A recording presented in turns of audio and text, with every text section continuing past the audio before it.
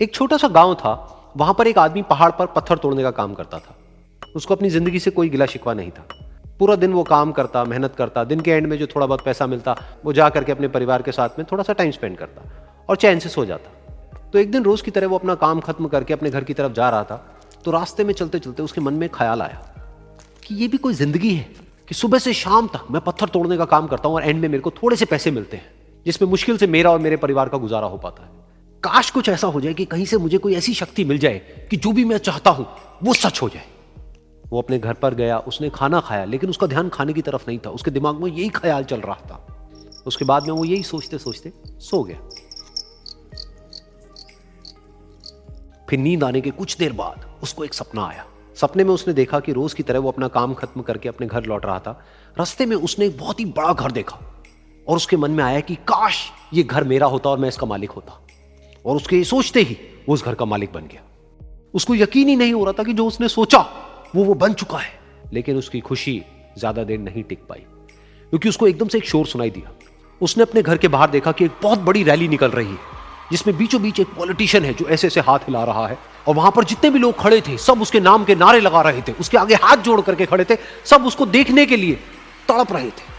तब उसको यह एहसास हुआ कि मैं कितना छोटा हूं उसके आगे। और फिर उसके अंदर से एक ख्याल उठा कि काश मैं ये पॉलिटिशियन होता और मेरे पास भी इतनी ही पावर होती जितनी कि इसके पास में है। बस उसका इतना सा सोचने की देर थी, वो पॉलिटिशियन बन गया। उसकी खुशी का ठिकाना नहीं था, क्योंकि उसके आसपास में हजारों लोगों की भीड़ थी और सब उसको देखने के लिए तरस रहे थे, तड़प रहे थे। लेकिन उसकी ये खुशी भी ज्यादा देर नहीं टिक पाई। धूप बहुत ही तेज थी और उस पॉलिटिशियन को आदत नहीं थी इतनी गर्मी में रहने की। तो उस धूप की वजह से उसको चक्कर आ गए और वो बेहोश होकर के गिर गया। फिर उसको एहसास हुआ कि ये पॉलिटिशियन सबसे ताकतवर नहीं है, ये जो सूरज है ये सबसे ताकतवर है। और उसके मन में आया कि काश मैं ये सूरज बन जाऊं तो मेरे आगे कोई नहीं टिक पाएगा। और उसका इतना सा सोचने की देर थी और वो सूरज बन गया। और वो खुशी से पागल हो गया, क्योंकि पूरी दुनिया को वो ही रोशन कर रहा था और पूरी दुनिया में ऐसा कोई नहीं था जो कि उसकी रोशनी को रोक सके। लेकिन उसकी ये खुशी भी ज्यादा देर टिक नहीं पाई, क्योंकि कुछ ही देर बाद आसमान में कुछ काले बादल आए जिन्होंने कि उस सूरज की रोशनी को रोक दिया। फिर उसको यह एहसास हुआ कि इस दुनिया में ऐसा भी कोई है जिसमें दम है उसकी रोशनी को रोकने का। और उसके मन में एक ख्याल उठा कि काश मैं वो बादल बन जाऊं। और वो बादल बन गया और आसमान में उड़ने लगा। उसको ऐसा लगा कि मैं आसमान में उड़ रहा हूं और अब मैं जहां चाहे वहां जा सकता हूं। लेकिन कुछ देर बाद वहां पर एक बहुत तेज हवा का झोंका आया जो कि उन बादलों को उड़ा करके ले गया। और फिर उसे ये समझ आया कि ये जो बादल हैं वो सूरज की रोशनी को तो रोक सकते हैं, लेकिन हवा को नहीं रोक सकते। ये हवा उनको बहा करके ले जाती है। फिर उसके मन में आया कि काश मैं ये हवा बन जाऊं। और वो हवा बन गया। हवा बनने के बाद में उसको अपने अंदर एक अलग ही ऊर्जा का अनुभव हुआ। वो चाहे तो आराम से बहता और चाहे तो आंधी बन करके, तूफान बन करके, जिसको भी चाहे उड़ा करके ले जाता। उसको ये विश्वास होने ही लगा था कि इस दुनिया में सबसे ज्यादा शक्तिशाली मैं हूं। लेकिन तभी उसके सामने आया एक पहाड़।